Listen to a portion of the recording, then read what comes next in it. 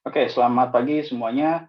Selamat datang kembali di minggu keempat ya, pertemuan keempat kelas kuantifikasi konstruksi dan manajemen lingkup program studi manajemen dan rekayasa konstruksi Podomoro University. Di mana minggu keempat ini kita akan mulai membahas proses salah satu lanjutan dari proses manajemen lingkup proyek, yaitu pendefinisian lingkup ya, defining project scope gitu ya. Nanti pada akhirnya akan membuat sebuah dokumen namanya pernyataan lingkup.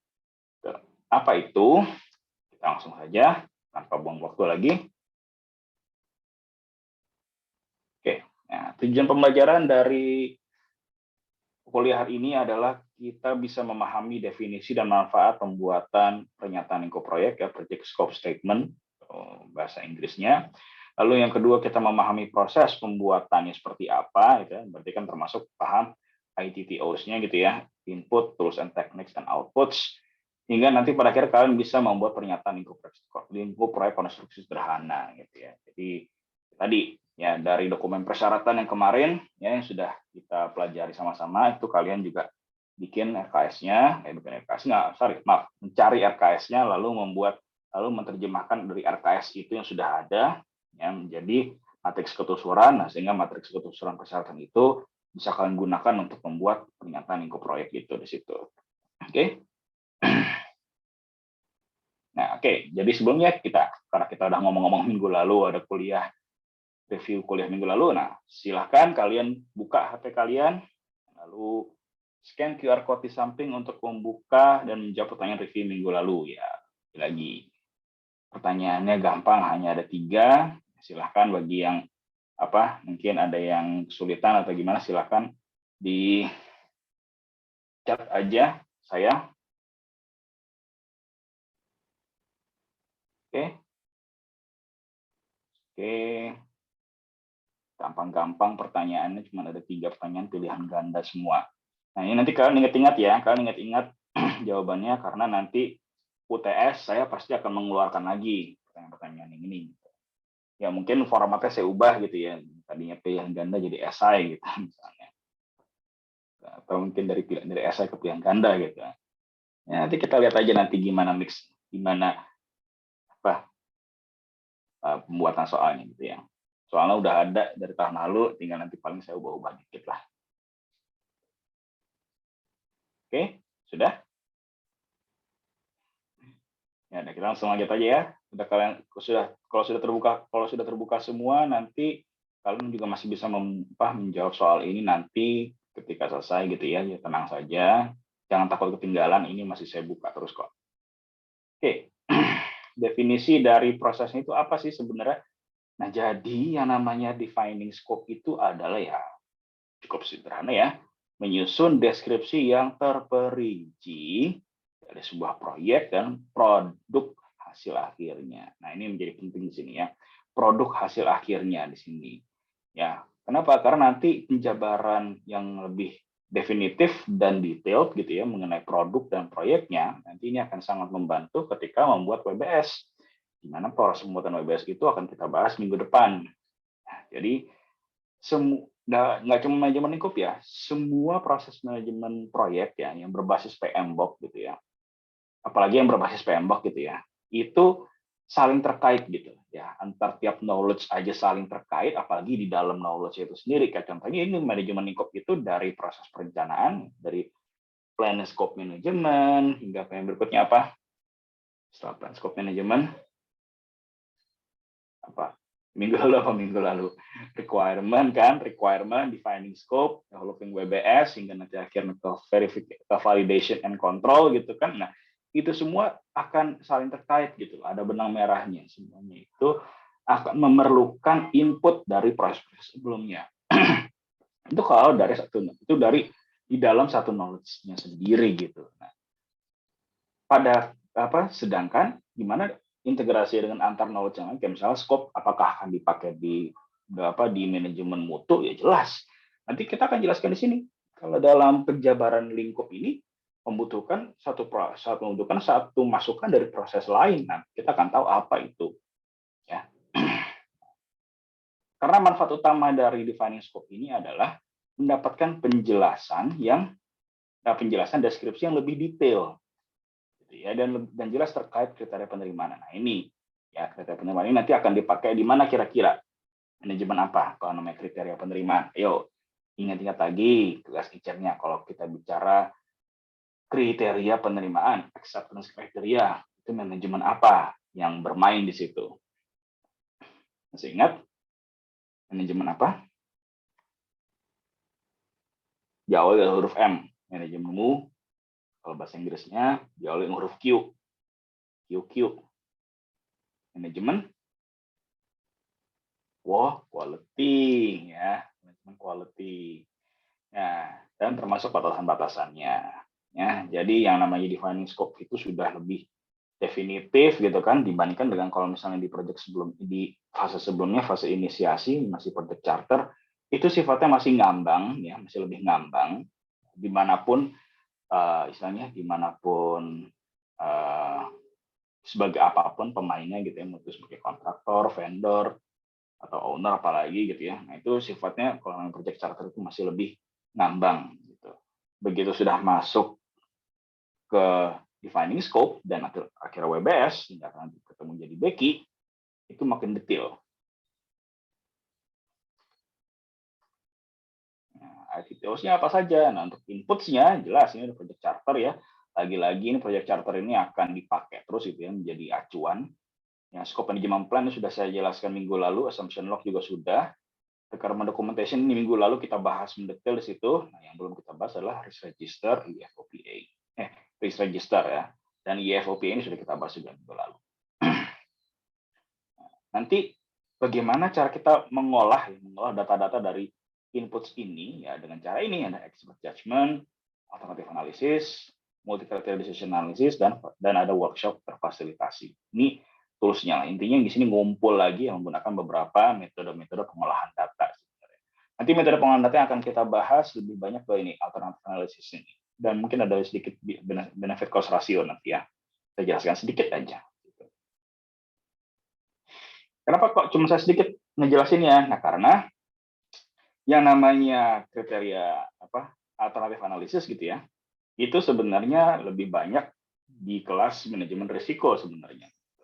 Udah ranahnya ranah manajemen risiko. Nah, kalau misalnya kayak tadi analisis biaya gitu benefit to cost ratio, nah itu akan kalian pelajari di ekonomi teknik gitu, engineering economics. Kalian lagi ngambil nggak ya semester ini engineering economics? Saya udah lupa ya.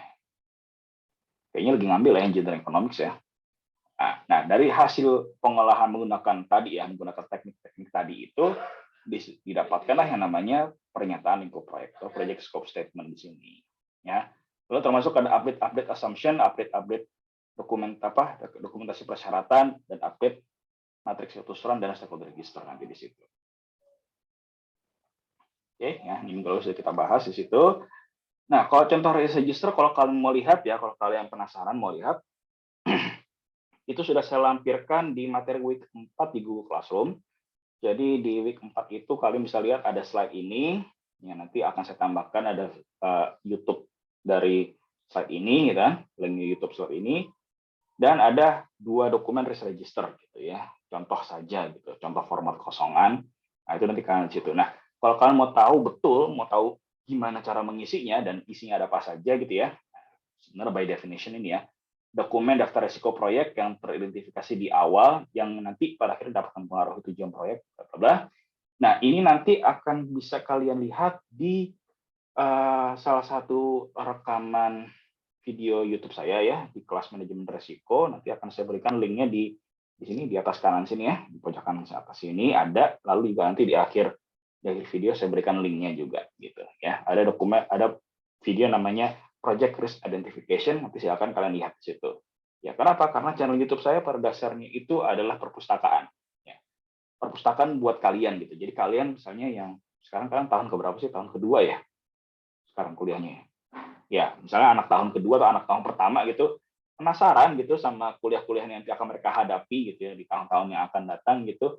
Ya, tinggal lihat saja di terutama untuk kelas saya gitu ya. Silakan mereka bisa langsung melihat ke playlist YouTube saya yang lainnya gitu. Aduh, saya penasaran nih mau lihat kelas manajemen risiko yang Pak Bintang kayak gimana gitu. Nah, klik aja. gitu, rekaman video rekaman YouTube seperti apa. Jadi kalian tuh dari awal tuh sudah ada gambarannya seperti apa, apakah akan seperti apa tantangan ke depannya gitu. Jadi bisa curi start lah sebenarnya. Gitu. Kalau kalian nanti bisa curi start dan hasil pencurian ilmu di awalnya itu bermanfaat buat kalian, dan nanti kuliah ke depannya begitu kalian hadapi benar gitu kan, begitu kalian mendaftar dan kelas secara langsung, itu akan lebih enak nanti diskusinya. Gitu. Nggak akan satu arah, nanti bisa banyak arah. Gitu. Kalian sudah punya knowledge sedikit. Oke, nah itu kalau kalian mau lihat risk register-nya itu. Nah, risk register itu ya saya berikan saja gitu ya, sedikit gambarannya gitu ya.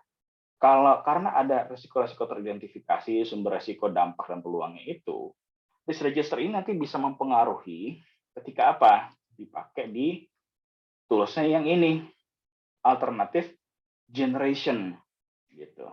Ya. Nah, jadi untuk mengolah semua sumber-sumber informasi yang tadi ya, semua input yang tadi, cara mengolahnya adalah dengan 4 cara ini. Expert judgment gitu ya, di mana kita sudah paham ya dari minggu lalu yang namanya expert itu siapa sih sebenarnya gitu kan. Nah, apakah influencer itu expert? Ya jelas enggak lah ya. Gitu. Oke. Lalu produk analisis gitu ya.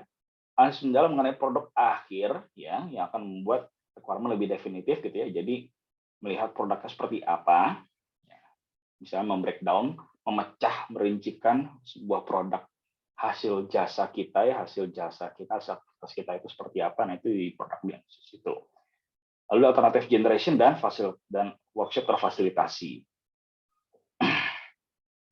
Oke, ya kita bahas satu-satu dulu ya mengenai produk analisis. Jadi contohnya nih ya, saya ambil contoh untuk proyek rumah misalnya kayak gini. Untuk proyek rumah, nah yang namanya produk analisis dan pemecahan produk gitu ya, pemecahan sebuah produk ya seperti ini. Contohnya ada rumah yang di sini nih. Nah, yang namanya rumah, yang namanya sebuah bangunan, pada dasarnya itu kan adalah produk konstruksi, gitu. Produk jasa konstruksi kita, barang jadinya. Gitu. Barang jadinya apa? Ya barang jadinya bangunan ini. Kalau kita lihat bangunan ini, elemen-elemen pembangunnya ada apa saja. Gitu. Nah, maka dari itu, kalian kan di kelas ICEM minggu lalu sudah mempelajari gitu ya bagaimana mengidentifikasi elemen-elemen bangunan. Ingat-ingat lagi di situ ya, ketika kalian waktu itu membuat market gitu kan, kalian mengidentifikasi, membreakdown produk market kalian itu menjadi beberapa elemen-elemen gitu. Ya kan, ada yang pakai semen lah, ada yang pakai apa lagi. Nah, itu kalian Kalian sudah memikirkan seperti itu. Gitu ya, sudah memikirkan seperti itu. Untuk market saya ini, elemen-elemen apa saja? Oh, ada elemen dinding. Oh, ada elemen jendela. Ada elemen plat lantai. Ada elemen langit-langit, pintu, dan segala macam gitu. Ada pondasi. Nah, maka dari itu kalian sudah, di tahun lalu, di kelas saya juga sudah mempelajari bagaimana kalian tadi, begitu setelah memecah produk-produk itu, yang memecah produk proyek kalian itu, jadi beberapa elemen, kalian kelompokkan. Gitu. Kan minimal kan ada minimal kan 2 kelompok ya, superstructure sama substructure itu kan minimal banget gitu kan. Cuma kalian kalau misalnya mau membreakdown menjadi lebih banyak lagi, kayak misalnya superstructure, substructure, arsitektur, nah itu akan lebih bagus lagi. Gitu. Nah, nanti ketika di project realnya seperti itu kira-kira. Gitu. Walaupun memang nanti ketika kalian mempelajari di kelas di workshop IKSI nanti ya, ketika membahas pembuatan bill, gitu, penyusunan bill of quantity gitu kan, itu memang sudah ada beberapa standar ya, standardized bill of quantity yang sudah kayak memecah berdasarkan best practice-nya lah seperti apa gitu ya, best practice-nya seperti apa nanti gitu ya. Jadi bisa jadi seperti itu juga gitu. Tapi pada akhirnya sebenarnya kalau menurut saya sih, walaupun memang yang namanya bill of works atau bill of quantity itu pembagiannya itu bisa distandarisasi, standarisasinya pun juga itu berdasarkan apa? Berdasarkan proyek-proyek sebelumnya. Gitu. Ya dimana kalau yang sebelum-sebelumnya itu ya sangat tipikal misalnya kan, tipikalnya kan paling apa sih, struktur bawah, struktur atas, ya kan, arsitektur dan MEP. Gitu. Nah, cuma gimana kalau misalnya mungkin ya bangunan makin kesini makin canggih, misalnya gitu kan. Nah kalau misalnya ada elemen-elemen baru gitu misalnya, kayak misalnya bangunan zero energy building gitu misalnya. Ada solar panel di atasnya.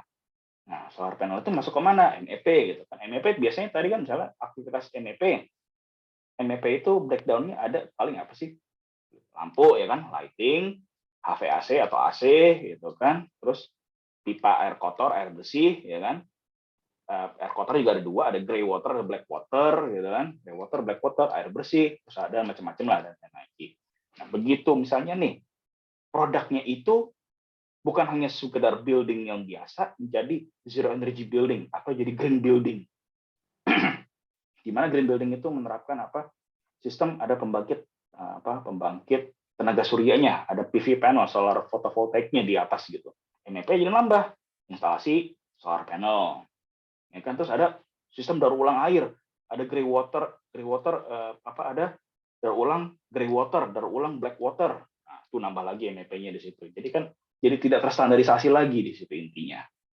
Gitu kan. Terus misalnya untuk strukturnya misalnya gitu kan. Kalau struktur yang kita tahu biasa kan kayak gimana sih? Ada pemasangan tulangan, ya kan? Terus pasang bekising, ya terus dicor gitu misalnya. Itu kan istilahnya yang udah paling basic seperti itu kan. Nah, kalau misalnya nanti ke belakang-belakang ini misalnya teknologi udah ganti lagi. Minimal ya. Yang paling baru kan apa sih? Precast. Ya kan, pracetak. Gitu. Di mana semua aktivitas manufacturing-nya, pembuatan elemen-elemennya kayak elemen atap, elemen dinding, elemen kolom balok, plat, itu semua dilakukan di pabrik misalnya. Berarti di lapangan aktivitasnya apa? Cuman apa aktivitasnya? Ya cuman masang gitu loh. Cuma aktivitas manufacturing-nya, fabrikasinya di luar sana. Nah, itu udah pasti udah beda lagi di situ tuh. Gitu. Nah, mungkin nanti yang nanti akan kalian pelajari dan nanti akan kalian buat itu pembuatan backingnya itu asumsinya adalah semua betonnya itu cor di tempat misalnya, cast in situ istilahnya. Nah, itu kan udah sangat-sangat tipikal gitu ya, udah tipikal banget lah, udah pasti udah di luar kepala semua kontraktor harusnya. Nah, cuman seiring perkembangan teknologi konstruksi ada precast. Saya belum bicara 3D printing loh. Ya kan, gitu saya punya teman di Wika gitu kan, katanya Wika lagi ngebahas ini Pak, lagi ngebahas pembuatan rumah pakai 3D printing, jadi kayak betonnya itu beton cair itu kayak dipencet jadi kayak cetakan kue gitu. Iya sih, saya udah sering lihat videonya gitu kan, video-videonya di luar tuh emang udah banyak beredar gitu kan. Itu memang sangat berguna untuk membangun rumah secara cepat gitu. Jadi bangun satu rumah tipe berapa ya? Tipe 36 kalau nggak salah, 36 meter persegi itu bisa dibangun dalam satu hari, itu bisa gitu pakai tadi cetakan beton dari itu istilahnya gitu ya. Itu banyak videonya berada di luar. Itu WBS udah pasti beda lagi di situ ya. WBS udah pasti jauh berbeda, produk breakdown-nya, produk analisisnya udah pasti berbeda ya. Jadi tetap kita harus up to date gitu ya, harus banyak-banyak membaca gitu ya, harus banyak-banyak cari tahu perkembangan teknologi konstruksi itu seperti apa. Karena apa? Nanti akan mempengaruhi di semua proses manajemen proyeknya seperti apa, gitu loh. Oke, ya. Oh ya, terus masuknya juga nih, ya. Tadi yang namanya pemecahan-pemecahan setiap produk-produk konstruksi gitu ya. Nah, ini harus juga dianalisis juga nih. Bagaimana setiap komponen yang berbeda-beda tadi itu interaksi dengan komponen lain. Ya, misalnya apa? Ada yang kebayang nggak tuh? Ini udah saya jelaskan juga nih di kelas ICAN kemarin tuh. Ya, bagaimana interaksi satu komponen atau satu elemen bangunan dengan elemen bangunan yang lain. Kayak apakah mungkin kita membangun plat dulu, baru kolom di bawahnya? Nah itu. Ya, apakah mungkin kita membangun dari atas dulu? Kayak kita misalnya membangun atap dulu gitu. Atapnya kita bangun dulu, baru kita bangun kolomnya, baru bangun dindingnya, baru bangun plat. Apakah mungkin seperti itu? Nah, ya. Ya kecuali kalau misalnya kita membangun pakai teknologi alien gitu kan, oke lah mungkin bisa kali ya, saya nggak tahu juga gitu kan, saya bukan alien soalnya gitu kan. Nah cuman karena kita masih manusia, masih homo sapien gitu ya, kita masih homo sapien yang tinggal di bumi ini, ya setiap komponen dan elemen bangunan itu masih mengikuti hukum-hukum alam gitu loh, masih mengikuti hukum-hukum fisika yang berlaku di bumi ini, yaitu apa? Ya bangun dari bawah ke atas, bikin pondasi dulu, terus bikin kolom, bikin balok, bikin plat, kolom ke atas lagi, baru atap. Nah, itu setiap komponen itu punya elemen-elemen, punya interaksi-interaksi yang saling bergantung, saling dependent di situ. Ya, membutuhkan satu elemen tuh butuh elemen yang lain, gitu ya. Sama seperti kerja tim lah gitu kan. Gitu. Setiap elemen, setiap kelompok dari kalian itu akan saling membutuhkan. Gak ada yang bisa kerja sama-sama, kerja sendiri-sendiri. Gitu. Nah, sehingga nanti ya, nanti ketika sudah memecah produk ini menjadi beberapa elemen-elemen tadi itu ya, ini pada akhirnya pada akhirnya akan menjadi PBS gitu. Nah, ketika dimasukkan variabel ya, variabel apa namanya, dimasukkan pengetahuan atau variabel mengenai interaksi mereka dan komponen lainnya, jadi schedule, jadi jadwal, jadi menjadi network diagram. Oke, jadi kita harus membangun apa dulu? Bangun fondasi dulu. Fondasi sudah jadi, barulah kita baru bikin kolom, gitu ya. Sehingga nanti pada akhirnya kita nggak bisa membangun begitu, nggak bisa membangun sekaligus semuanya. Ada urutannya, setiap pekerjaan ada urutan dan ada durasinya. Akhirnya kepakailah semuanya tuh. Nah, berarti kan kelihatan kan? Dari sini kita udah bisa melihat sampai sini nih. Yang namanya defining scope ini akan kepake buat apa saja. Bikin Beki iya, bikin WBS sudah pasti, termasuk bikin schedule. Ya, bikin network schedule, bikin jadwal. Nah, cara membuat network schedule seperti apa bisa kalian lihat, intip lagi silakan di video YouTube saya lagi di situ ya. Link nanti saya kasih di sini ya. Oke. Nah, alternative generation kita jadi ini terutama akan sangat berguna untuk menentukan persyaratan-persyaratan mana yang harus diutamakan dulu. Ya kan, waktu itu kita kemarin sudah bahas ya, dokumen persyaratan itu seperti apa saja gitu kan. Nah, yang namanya syarat pasti kan ada banyak sekali.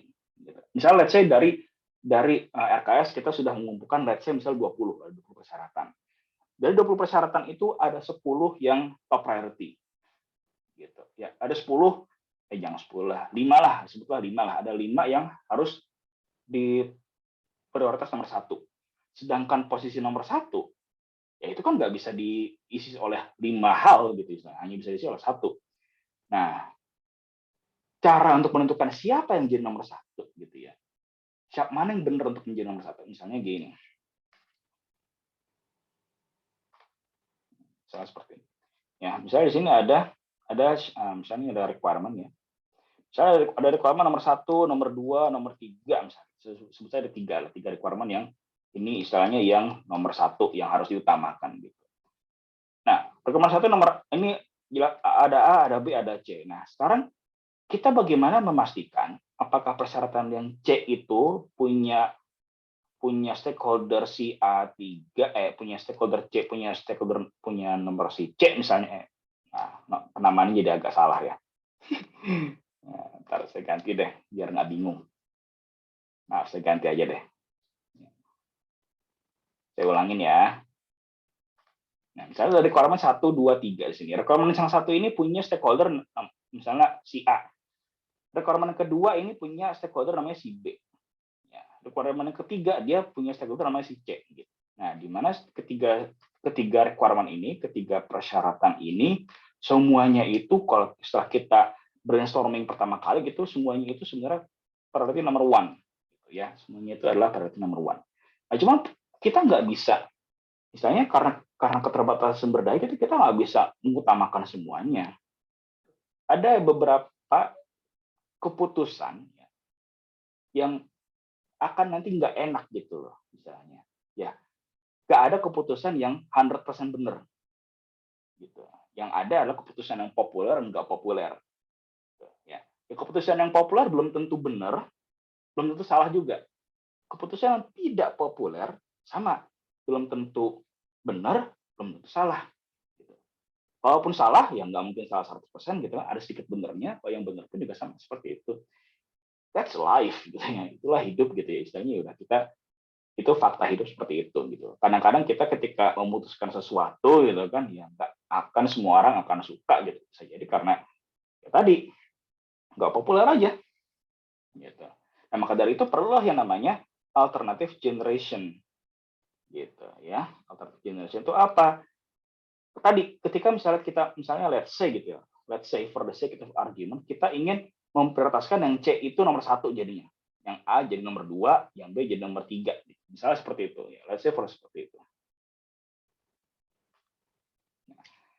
Namanya alternative generation itu nanti akan apa? Akan mempertimbangkan dampaknya. Itu kalau dari konteks persyaratan. Gitu ya. Dampaknya apa? Kalau misalnya kita memilih keputusan seperti itu gitu ya. Ini apa? Kalau kita bisa requirement ya. Requirements ya. Nah, pada akhirnya nanti akan kepakai untuk decision making juga gitu ya. Kita akan memutuskan mana nih syarat yang kita utamakan, mana yang kita nomor 2-kan. Gitu kan. Atau nggak cuma syarat, intinya dalam hal pengambilan keputusan apapun tadi itu ya, kita perlu namanya alternative generation, kita perlu alternative analisis, yaitu apa?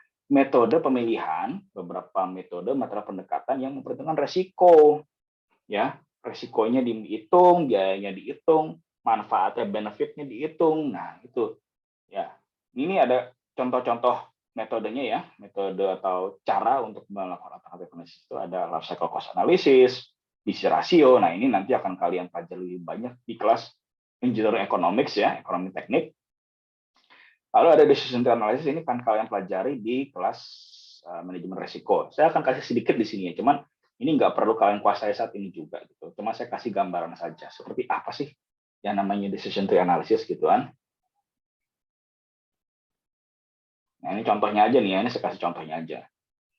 Jadi ya jangan bingung dulu lah ya, jangan takut dulu. Misal kayak begini ya, kita ada satu persyaratan kita menghadapi sebuah persyaratan. Kalau bangunan ini harus menggunakan fondasi dalam. Ya namanya bikin fondasi dalam ada banyak cara gitu ya. Kita ambil 2 contoh lah. Ada yang pakai tiang pancang ya, yang fondasi itu diketok gitu kan. Diketok atau didorong. Nah, ketok atau didorong itu udah beda lagi di situ. Dia tiangnya itu didorong ke dalam. Cara pakai diketok atau pakai didorong, nah itu beda lagi ya. Cuman for the sake of this example gitu ya, untuk contoh ini kita generasi saja lah untuk satu tiang pancang aja. Ada tiang pancang yang didorong tadi itu sama ada tiang bor yang dibor dulu tanahnya ke dalam. Nah, masing-masing pilihan ini punya harga, punya biaya yang berbeda. Nah, cuman untuk mempersingkat waktu saja, untuk bor pile itu kita nggak hitung resikonya lah ya. Nah, kalau misalnya tiang pancang misalnya, baru kita hitung resikonya nih. Ada resiko kemungkinan dia itu 80% mencapai kedalaman desain. Gitu. Sedangkan ada peluang 20% sisanya ya, 100 kurang 80, itu nggak mencapai kedalaman desain. Either itu karena terlalu pendek atau justru karena terlalu dalam. Nah, itu pokoknya seperti itu.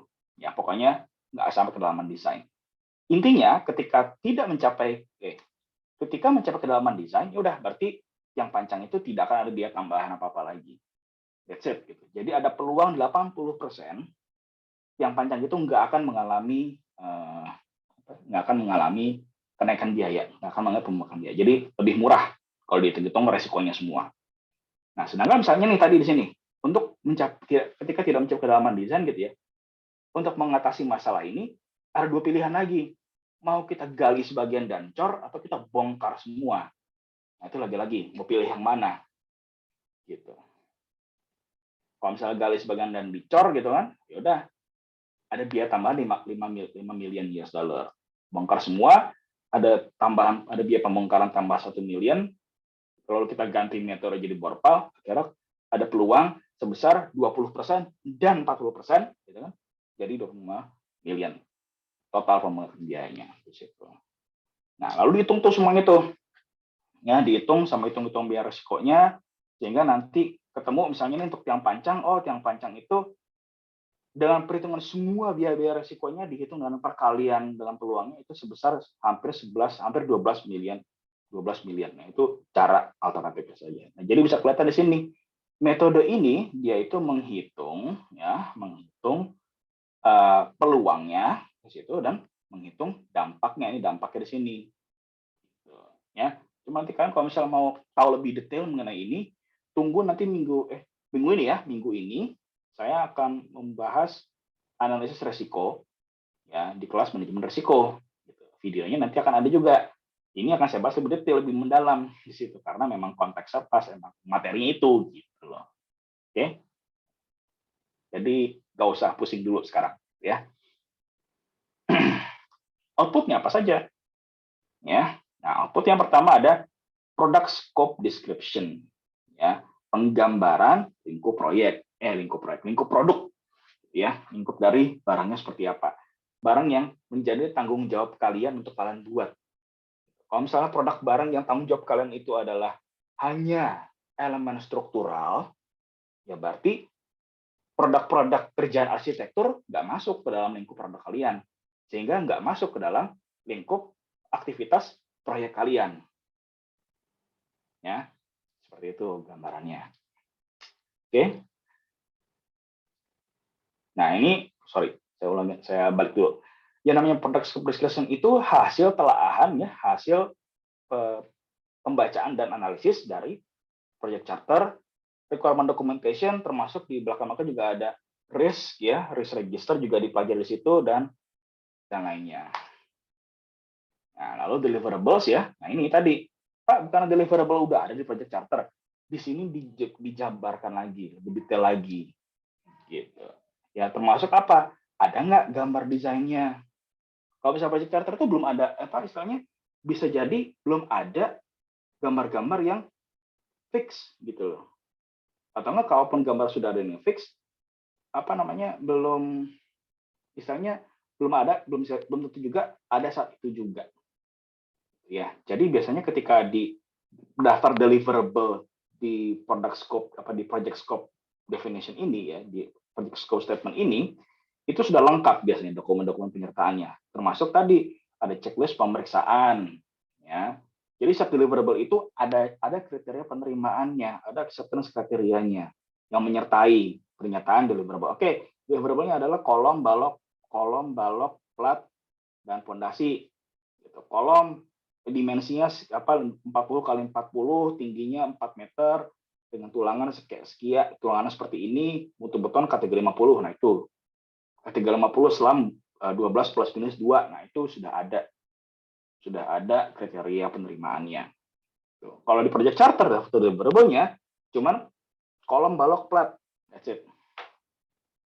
Gitu. Ya, jadi masih sangat general gitu. Nah, lalu ada ini actions kriteria ya, tadi sudah dijelaskan actions kriteria di situ. Nah, yang terpenting adalah di scope statement ya, project scope statement, ada namanya project exclusions, ya, pengecualian. Ya, mana yang dikerjakan, mana yang tidak dikerjakan. Gitu. Kenapa? Karena begitu misalnya nih ya, ketika dalam pelaksanaannya ya, ketika sudah rencana sudah matang, terus berjalan proyeknya gitu kan, terus tiba-tiba misalnya ada permintaan kecil, ya, small request, small favor, ya, tapi sering terjadilah namanya scope creep. Nah, kalau ada suatu dokumen yang secara tegas menyatakan ini yang tidak kita kerjakan dan ini yang kita kerjakan, begitu datang ada small favor, yang ternyata small favor itu masuk ke dalam daftar pengecualian ini, itu kontraktor ya punya hak untuk menolak. Ini nggak masuk lingkup kami, Pak. Nggak ada di kontrak. Gitu.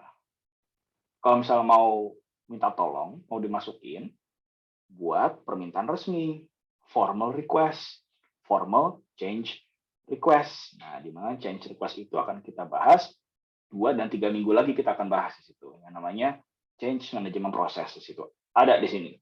Oke, jadi stay tune.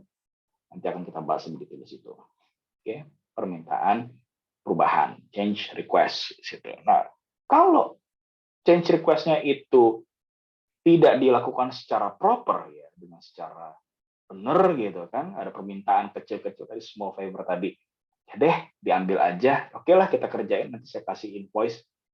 Lama-lama nyebar kemana-mana, gitu loh. Ya, kontraktor nanti akan merasa, kontraktor nanti akan dilihat kalau kalau dalam bahasanya si owner, enak nih kerja sama dia nih, enak nih pakai dia. Kenapa? Bisa diajak kerja sama dalam artian apa? Bahasa kasarnya bisa disuruh-suruh, bisa minta tambah kerja ini itu.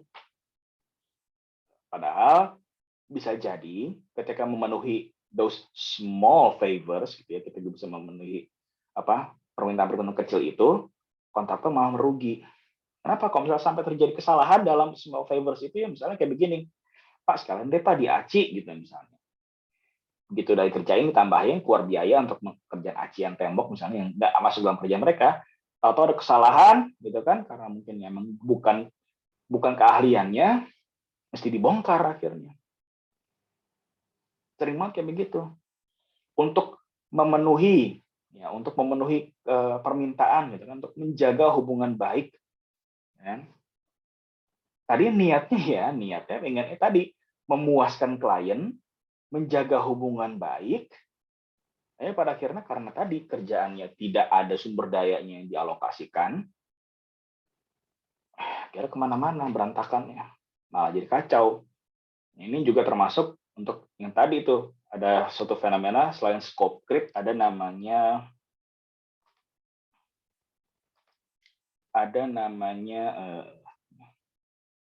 gold plating. Ya, ada satu fenomena ini istilahnya apa ya? Kebiasaan ya, tabiat jeleknya kontraktor gitu kan, yang tadi tahu-tahu nggak diminta melakukan kerjaan tambahan gitu, yang sebenarnya nggak diperlukan, cuman dikerjakan dengan tujuan supaya klien makin senang. Tambahinnya kerjaan finishing, entah apalah, saya nggak tahu. Gitu. Biasanya kecil-kecil gitu, biasanya kecil-kecil, cuman kelihatannya cukup signifikan gitu, kayak misalnya di chat, tahu gitu. Nggak minta di chat, tapi tahu di chat. Gitu.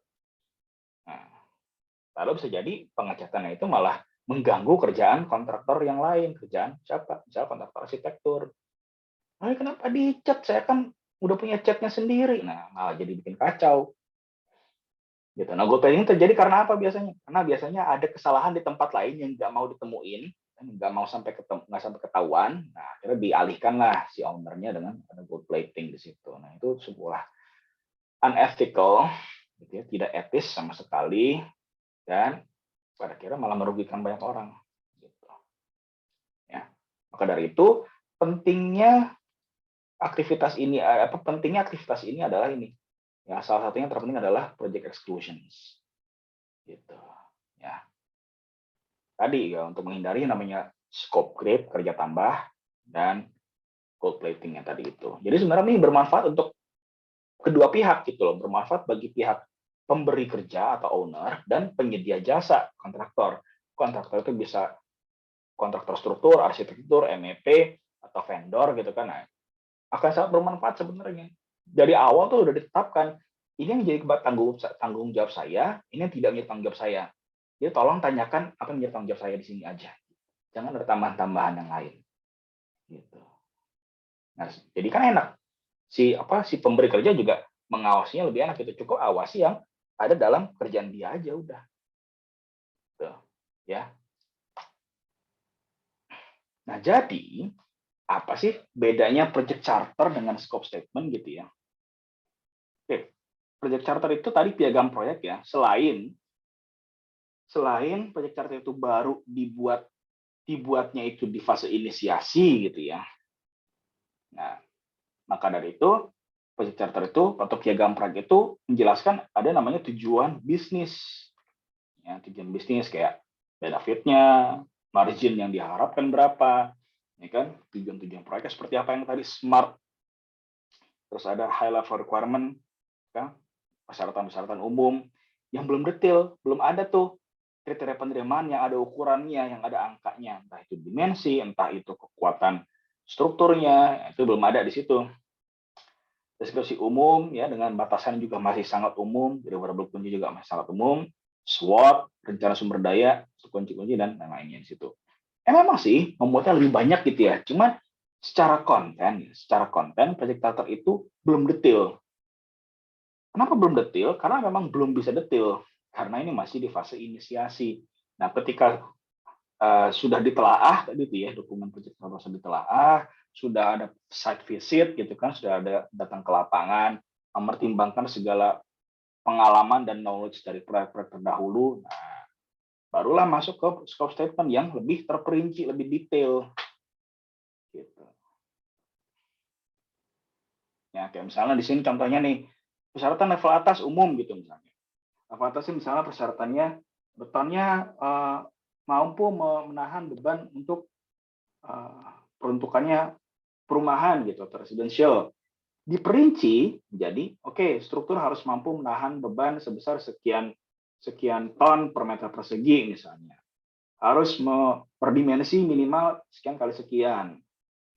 Harus berdimensi untuk tulangannya minimal BJTD berapa? BJTD 40, gitu kan? Beton kayak K350 misalnya seperti itu. Sudah ada angka-angkanya. Jadi kriteria penerimaannya itu sudah lebih spesifik, lebih ada angka acuannya berapa.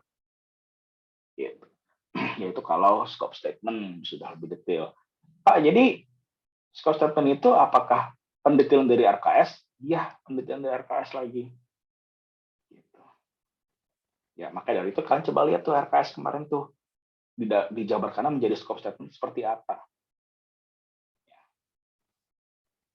Nah, sehingga untuk summarizing-nya ya, untuk rangkumannya, jadi yang namanya project scope statement atau pernyataan proyek itu sebuah dokumen yang sudah secara definitif, lebih saklek ya. Jadi sebenarnya lebih saklek, ya, sama saklek kayak kontrak gitu ya. Nah, cuma kalau kontrak kan tebel, bahasanya lebih hukum. Nah, kalau misal scope statement, bahasa lebih teknis. Jadi bedanya seperti itu. Kalau dokumen kontrak konstruksi itu bahasanya bahasa hukum, bahasa kontrak. Kalau project scope statement bahasa teknis, gitu. Ya lebih teknikal lah bahasanya. Ya, yang menjelaskan batasan-batasan lingkup proyek. Nah, batasan-batasan lingkup proyek tadi itu ya, jadi apa namanya? Ketika menetapkan lingkup proyek itu, penjabaran pendetailannya adalah dengan tadi memasukkan rencana elemen-elemen risiko-risiko proyek. Gitu. Nah, jadi pentingnya manajemen risiko dalam proses manajemen proyek yang lainnya, termasuk manajemen lingkup, manajemen biaya, manajemen waktu, ya, manajemen mutu lingkup, ya, biaya, mutu, dan waktu gitu ya, dan schedule itu untuk apa? Untuk fine tuning, untuk pengaturan yang lebih detail, yang lebih sehingga nanti semua aktivitasnya itu bisa lebih hati-hati. Fine tuning itu apa sih, kayak nyetem gitar gitu ya, tung tung tung tung tung tung, nah gitu, kayak disetem sampai halus banget, sampai berapa hertznya tuh beda kelihatan di situ. Nah, gimana nanti setiap rencana responnya itu, setiap respon resikonya itu nanti harus dimasukkan ke dalam WBS pada akhirnya. Ya, Pak, apakah nanti tugas WBS kita berarti harus masukkan elemen risiko? Belum. Nanti kalian belum, Pak, at least not officially belum mempelajari manajemen risiko gitu. Cuma nanti kalau misalnya nanti kalian dalam proses pembuatan tugas ini terus sambil nonton video kelas manajemen risiko saya gitu kan, terus tahu-tahu kalian ngerti terus bisa dimasukin, ya itu akan luar biasa gitu. Cuma saya nggak minta ke situ ya, saya belum minta ke situ. Itu inisiatif kalian. Oke. Lalu yang kedua, project charter itu dan pernyataan lingkup tentu tadi udah beda ya, udah saya jelaskan gitu. Pada intinya adalah project charter itu di inisiasi dan lingkup proyek di perencanaan. Itu saja intinya. Oke, sampai di sini terima kasih. Ada pertanyaan? Di sini ada pertanyaan? Ada yang ingin bertanya? Sementara tidak, Pak. Belum. Oke, siapa lagi yang kira-kira masih ingin bertanya? Tadi William yang nanya ya? Yang ngomong tadi William ya? Biasanya siapa tuh yang sering nanya tuh si Austin, biasanya suka nanya. Cukup jelas ya, Austin ya? Oke, ya dah, kalau misalnya sampai sekarang belum ada pertanyaan, nanti pertanyaan-pertanyaan kalian bisa kalian simpan dulu, kalian tanyakan di kolom komentar Google Classroom ya. Oke, kalau belum ada pertanyaan, oke, terima kasih dan sampai jumpa minggu depan ya. Oke, sampai jumpa minggu depan, terima kasih. Itu Pak, yang IKSI itu nanti linknya dikasih di email ya? Maksudnya itunya ya, apa namanya, bukti pendaftarannya? Bukan, kan kita mulai tanggal 26 kan. Oh iya, iya, betul, betul ya. Jadi workshop IKSI tanggal 26 lah, ya, ya, ya. Nah, Nanti link Zoom-nya itu dikasih di email atau iya, ada grupnya? nggak, nanti Oh, biasanya diberikan lewat email nanti ya. Biasanya diberikan lewat email. oke. Makasih Nah, Pak. jadi tenang aja. Nanti akan saya tanyakan lagi ke siapa, ke Dian lah, gimana itu mekanismenya. Tapi biasanya sih akan diberikan lewat email gitu ya. Tapi kalau misalnya kalian sampai tanggal 26 belum dapat linknya, belum dapat email, kabarin saya aja, nanti akan saya berikan linknya di situ. Nanti kan saya tahu linknya. Ya, ini saya jadi ngasih iklan nih. Ngasih iklan gratisan nih, ya nggak apa-apa lah, masuk ke YouTube-nya ya. Oke, ya dah, kalau nggak ada pertanyaan lain terkait kelas hari ini, saya tutup ya. Terima kasih, sampai jumpa minggu depan.